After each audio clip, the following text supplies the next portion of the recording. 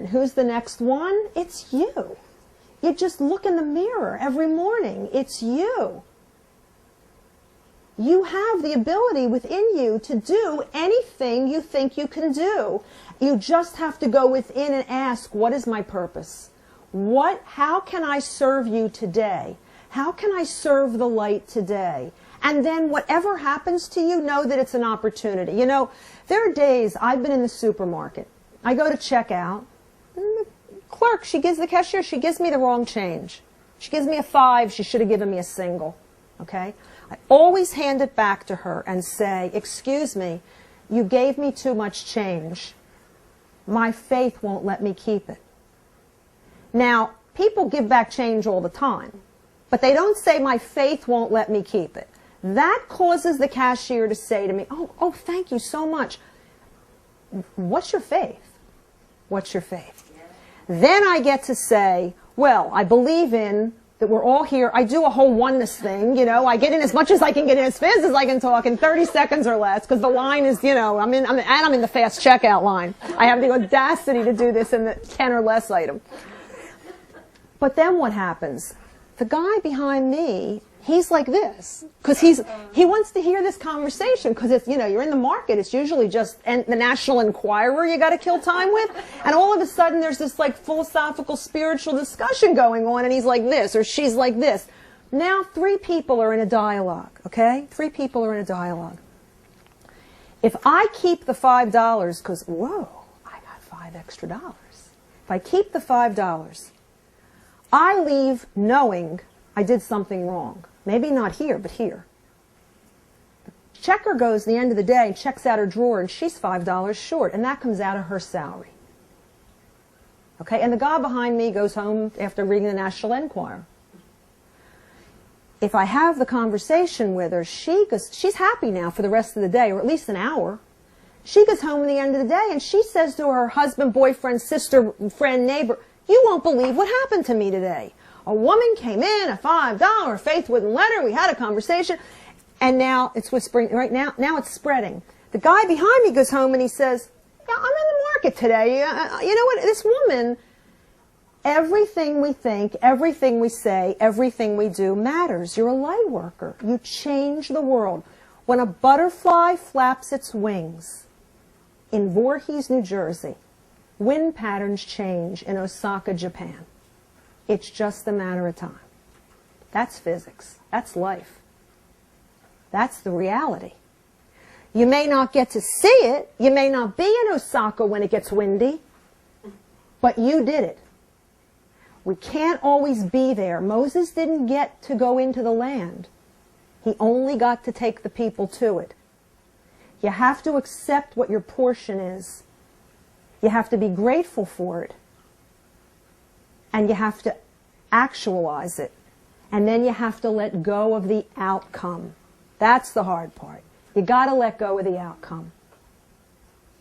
Okay, so we're going to take a break, but before we do, let me tell you why we did this, in case you don't already know. It's an exercise for your mind in seeing things differently, in seeing what's there, what's not there, what's behind what's there, in moving boundaries, in shape-shifting. And all of these qualities are vital going forward. You need all of these in your work. And I call it work because I don't care whether you're fully employed at the moment, part-time employed, unemployed, fully employed as a housewife. I don't care what you're doing, housekeeper, what you're doing right now. You are fully employed in service to the light. And don't think you're not. And don't think it isn't a full-time job. It's a full-time job. And everyone whose path crosses yours is in need of your light. Everyone whose path crosses yours is in need of your light to some extent, or they wouldn't be in front of you now. Now there are no accidents. Now there's no wasted time or energy. The universe conserves energy, it doesn't waste it. It's trying to move toward an expansion of itself. It's trying to elevate its consciousness. It's trying to move more toward the light. It isn't wasting a thing. So everything you think and everything you say and everything you do matters. Literally. Literally.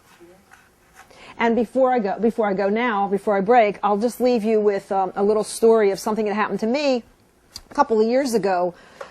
We think some things are just so out there and so left field, but I had read a book by a man named Masaru Emoto. Anyone know the name? He's a Japanese scientist who's done work with freezing water crystals and then putting them in containers and putting words on the container facing into the water crystal, well, into the water, then freezing the water and looking at the crystals under microscope. The words that have been put on are love, joy, passion, hate, fear, negative words and positive words. And then all of these crystals, after they've sort of germinated in the words, reflected into the water, all of those crystals have been photographed and cataloged and are in a book called The Messages in Water. I heard you. The Messages in Water. And it's astonishing. It's visual. I don't even know. The book may be here. I don't know. It's astonishing. The crystals that were subjected to negative words are all malformed and black and horrible looking and distorted. And the crystals that were all exposed to the positive words, you would not believe what these crystals look like. They look like a gem you would want to own and wear or put in a case.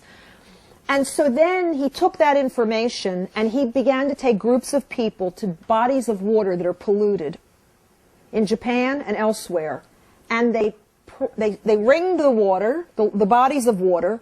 The water was measured before and after, tested for pollutants, chemicals. They prayed positive words collectively into these bodies of water and purified a lake in Japan, among others, that had been polluted for 100 years, a lake that was so deadly. And it's all documented, and it's all in a book called Messages in Water. And he has spoken around the world. This is not some ooga booga mystical. Well, here's the personal story. I lived in Cherry Hill a few years ago, and I had a swimming pool in the back of my house. I swim every day from May till October.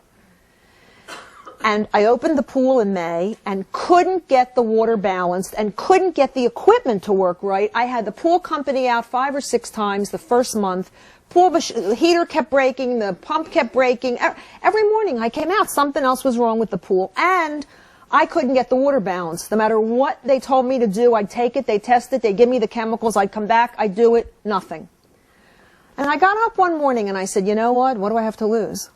So I, on the computer, made love, abundance, forgiveness, all positive words. I went to Staples and I bought plastic to laminate the words, cut them out in strips, and went to the Home Depot and bought clear silicone. And I put around the coping of the pool, all the way around, all these words, reflecting into the water. Within 2 days, whatever was wrong with the equipment stopped, the water was balanced, and for the rest of the summer, and every summer I lived there thereafter, which was 3 more years, I didn't have to put chemicals in my pool. Now that's astonishing, and I don't make that up. And I took that water every Sunday or every 2 Sundays to All Seasons Pool up on Route 70 where they would test my water, and I would get in line with all the other pool owners on a Sunday, and they would test the person in front of me and the person in front, and everybody would say, oh, yeah, okay, you need chlorine, you need a little pH up, a little pH down, and they'd test my water and they'd say, you're fine. And I wasn't putting anything in my water. I wasn't putting anything in the water. So how we look at things and how we think of things and what we've been told and alternatives for doing things are all available now, and they're all from within, because nobody told me to buy Masaru Emoto's book. I don't even know how I stumbled on it. I don't know. The information comes, the messages come. Be open to them. Be receptive. Be the divine feminine. Know how to receive from above directly into you. There's a transmitter, you're a receiver. Then once you have it, you become a transmitter, and whoever's in front of you becomes a receiver. And if they can't tune you in, keep broadcasting, but not there.